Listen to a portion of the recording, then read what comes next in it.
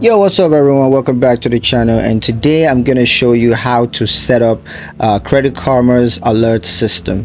Now first off, let's look at the types of alerts that we got. So there are four types of alerts. You got the credit report alerts, where you receive notifications when changes are made to your credit report.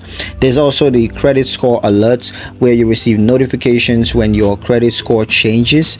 There's also identity theft alerts, where you receive notifications if Credit Karma detects potential identity theft.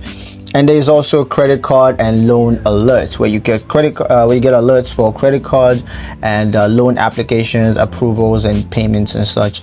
Now for setting up any of these kind of alerts, what you want to do is to first off log into your Credit Karma account, and then you want to click alerts, and then you want to select the type of alerts that you want to receive, and then just choose how often you want to receive alerts. That could be daily, weekly, monthly, whatever.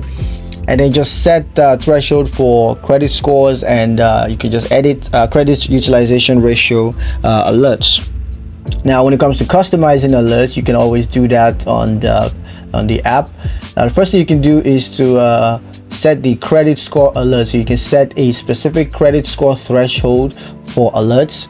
You can also set credit utilization ratio alerts, where you set a specific credit utilization ratio threshold for alerts. You can also set customize your identity theft alerts, where you choose to receive alerts for potential identity theft. And also you can do that for credit cards and loan alerts for loan applications, approvals, and payments and such.